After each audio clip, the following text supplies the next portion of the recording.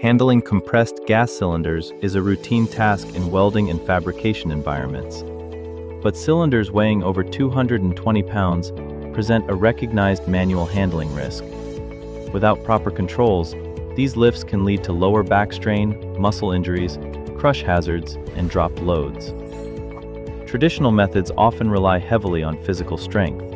That increases variability, and it increases risk.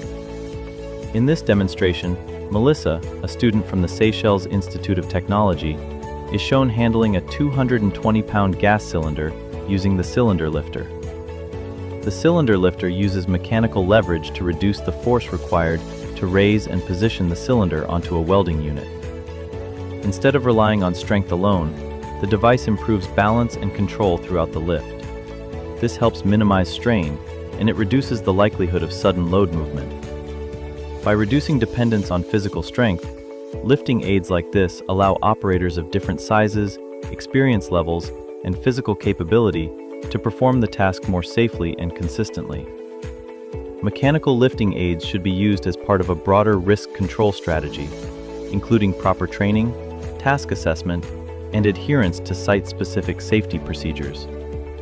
This demonstration highlights how the right equipment can support safer manual handling practices in industrial environments.